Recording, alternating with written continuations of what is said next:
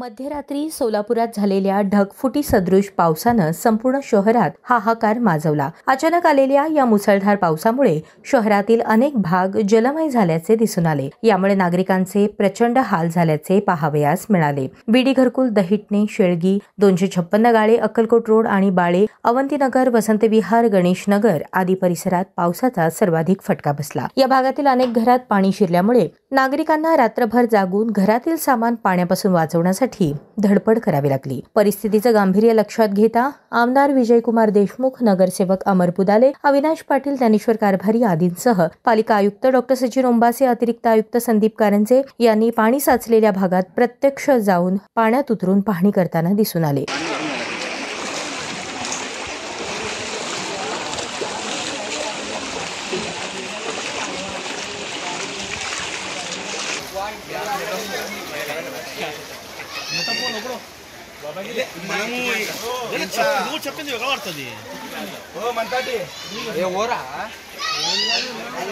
दरम्यान माजी नगरसेवक किरण देशमुख, भाजपचे युवा नेते ज्ञानेश्वर कारभारी यांनी शेळगी परिसरातील मित्रनगरात पावसाच्या पाण्याने प्रभावित झालेल्या भागाला भेट देऊन पाहणी केली।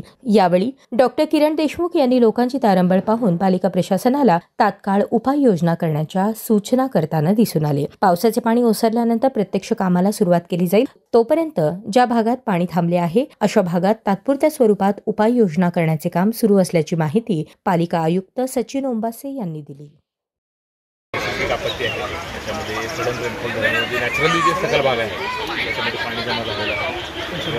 साधारणतः पाऊस थांबलेला आहे। पाऊस उसळून आता मग 2 तास एक लागतील आम्हाला आणि त्यानंतर ज्यांचं कोणाच्या घरात पाणी असेल आणि त्यांची जी मुस्लिम यंत्रणा आहे पंचनामे करण्यासाठी आम्ही जिल्हाधिकारी साहेबांना विनंती केलेली आहे आणि नागरिकांना आव्हान राहील फक्त की जिथे जास्त पाण्याचे प्रवाह वगैरे असतील त्या ठिकाणी विशेषतः मुलांनी किंवा वयोवृद्ध लोकांनी जाणं टाळावं। साधारणतः 2 तास आमची यंत्रणा आहे ज्या ठिकाणी पाणी कुठं अडले असेल काय असेल त्याच्या काढण्यासाठी आमची यंत्रणा तिथं दाखवतो। अद्याप कुठल्याही प्रकारची मदत यंत्रणा या भागात पोहोचली नाही। एनडीआरएफची टीम असो, अग्निशमन दल असो किंवा बचाव पथक जे असो त्याच्यासाठी एनडीआरएफची टीमची आवश्यकता नाही आपल्याला। या ठिकाणी जो काही नॅचरल फ्लो आहे तो पण जाणार नाही आहे। हा नॅचरली सकल भाग आहे। ती एनडीआरएफची टीम कॉलण्यासाठी परिस्थिती नाही आहे। त्याच्यामध्ये आमची यंत्रणा जी आहे ते येऊन फक्त आपल्याला हे पाणी जोपर्यंत वाहून जात नाही तोपर्यंत आपल्याला फक्त पाणी वाहून जाऊन देण्यासाठी जी काही आपल्याला मदत करावी लागेल ते करणार आहे। तर नागरिकांनी अजून कोणाच्या घरामध्ये पाणी आहे परंतु फक्त नागरिकांनी काळजी घेणं आवश्यक आहे की अननेसेसरी जिथे पाण्याचा जास्त प्रवाह आहे त्या अशा ठिकाणी जाणं टाळावं। सर, इथं पुढं नाला जे बंदिस्त करण्यात आलेलं आहे जे काही आमच्याकडे लक्षात आलेलं आहे त्याला नोटीस पण इश्यू केलेली आहे।